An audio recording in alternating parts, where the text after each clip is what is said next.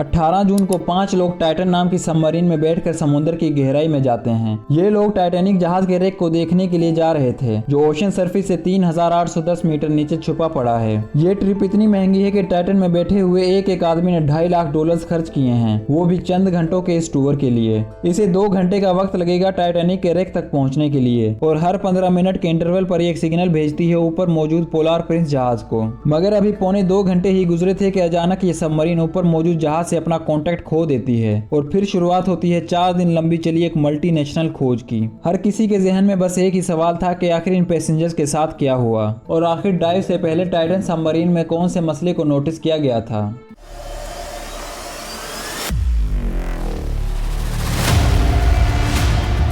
Catastrophic implosion of the vessel.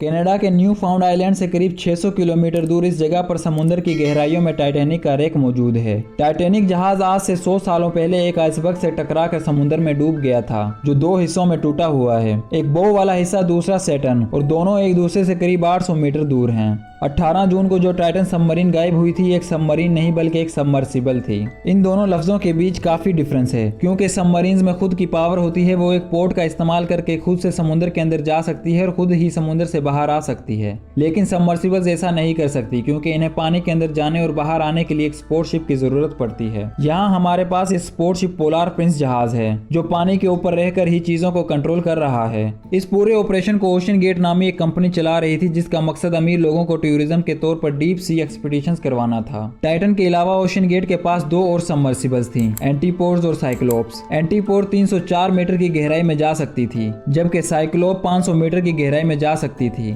लेकिन Titan को 4000 metre की गहराई में जाने के लिए डिजाइन किया गया था। टाइटन सबमर्सिबल के फ्रंट पर एक व्यू पोर्ट लगा हुआ था बाहर देखने के लिए, और ये सबमर्सिबल कुछ ज्यादा बड़ी नहीं थी, बल्कि इसमें 5 लोगों के बैठने की कैपेसिटी थी। इसकी मेन बॉडी, जिसे हल भी कहा जाता है, वो कार्बन फाइबर की बनी हुई थी। इस सबमर्सिबल की टोटल लंबाई 6.7 मीटर और वजन 10,400 किलो से भी ज्यादा था। इसके अलावा इसमें एक छोटा सा टॉयलेट भी बना हुआ था, और इस पूरी सबमर्सिबल को एक वीडियो गेम कंट्रोलर के जरिए चलाया जा रहा था। इस सबमर्सिबल में उस दिन 5 लोग बैठे हुए थे। पहले थे 58 साल के ब्रिटिश बिलियनियर हार्मिश हार्डिंग, जो 3 times Guinness book of world record holder भी रह चुके थे। इसके अलावा ये जेफ बेजोस की कंपनी ब्लू ओरिजिन की फ्लाइट का हिस्सा भी रह चुके थे। दूसरे पैसेंजर थे 77 साल के पॉल हेनरी नार्जियोलेट। ये फ्रेंच नेवी के एक कमांडर भी रह चुके थे और 37 बार टाइटैनिक के रेक को विजिट कर चुके थे। और इसके अलावा हेनरी RMS टाइटैनिक के अंडर वाटर रिसर्च डायरेक्टर भी रह चुके थे।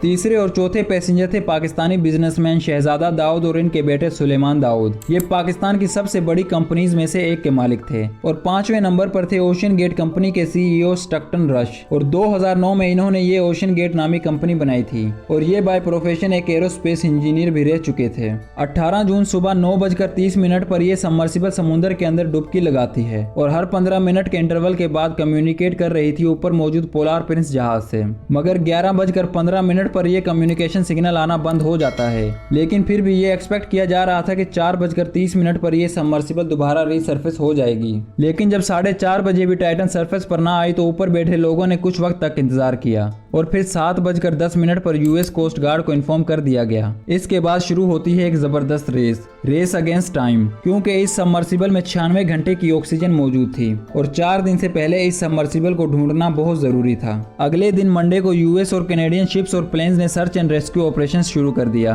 इन्होंने समुद्र के सरफेस पर नहीं बल्कि सोनार स्कैनिंग की मदद से समुद्र के अंदर भी अपनी तलाश जारी रखी। जैसे जैसे वक्त गुजरता गया, और भी ममालिक की सर्च टीम्स इस ऑपरेशन में शामिल होती गईं। इस ऑपरेशन में कुछ रिमोटली ऑपरेटेड व्हीकल्स का भी इस्तेमाल किया गया। ये रोबोट्स पानी के अंदर जाकर चीजों को ढूंढ सकते हैं, और इन्हें पानी के सरफेस से ऑपरेट किया जाता है। मगर फिर भी टाइटन का कुछ पता न चल सका। फाइनली 22 जून को एक रोबोट व्हीकल को एक मलबा दिखाई देता है, जो टाइटैनिक के बो से तकरीबन 490 मीटर दूर पड़ा था, जिसे देखकर ये कंफर्म हो जाता है कि जो लोग इसमें बैठे हुए थे वो सब अपनी जान गंवा चुके हैं। एक्चुअली में कंक्लूजन ये निकाला जाता है कि टाइटन हाई प्रेशर की वजह से फट गई। जैसा कि टाइटैनिक जहाज समुद्र की सतह से 3810 मीटर नीचे है और ये गहराई बुर्ज खलीफा से 5 टाइम्स हाइट जितनी बनती है। इस गहराई में पानी का प्रेशर 6000 PSI होता है। ये इतना ही प्रेशर होता है कि इंसान के पूरे जिस्म पर नहीं बल्कि 1 स्क्वायर इंच पर पूरा हाथी खड़ा कर दिया जाए, जिससे आपको अंदाजा हो गया होगा कि टाइटन की पूरी बॉडी पर कितना प्रेशर पड़ रहा था,